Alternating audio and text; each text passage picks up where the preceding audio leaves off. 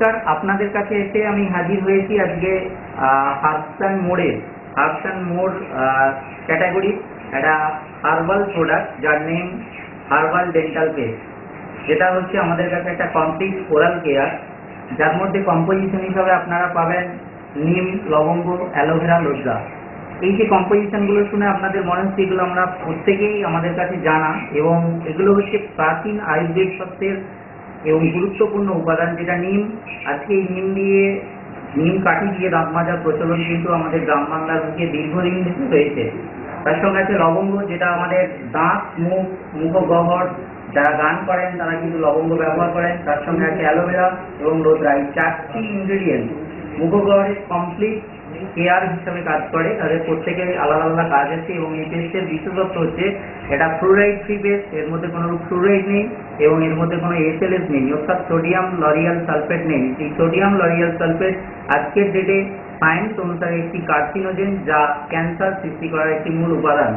এবং এই পেস্টের দেখতে পাচ্ছেন যে 100% ভেজিটেরিয়ান। এর মধ্যে যে ক্যালসিয়ামের সোর্স, ভেজিটেরিয়ান এই অর্থে বলা হচ্ছে মার্কেটের অনেক পেস্ট আছে যাদের কিন্তু ক্যালসিয়ামের সোর্স হলো প্রাণীজ ক্যালসিয়াম, মানে যে কোনো প্রাণীর হাড়ের গুঁড়ো থেকে ক্যালসিয়ামটা নেওয়া হয়েছে। এখানে ক্যালসিয়ামটা নেওয়া হয়েছে আফ্রিকান কান্ট্রির ট্রেডকে কাজে লাগিয়ে উদ্ভিদ থেকে। এবং তার নিচেই আপনারা দেখছেন একটি খুব গুরুত্বপূর্ণ কথা এখানে লেখা আছে, প্রোপ্রাইটারি আয়ুর্বেদিক মেডিসিন, অর্থাৎ এই আয়ুর্বেদ শাস্ত্র প্লাস মডার্ন সায়েন্সকে কাজ কম্বাইন করে এই প্রোডাক্টটি বানানো হয়েছে। এর আরও একটি বিশেষত্ব হচ্ছে পেস্ট, মার্কেটে যা কিছু যাবতীয় পেস্ট আছে সমস্ত পেস্টই 6 বছরের পর থেকে ব্যবহার করা যায়।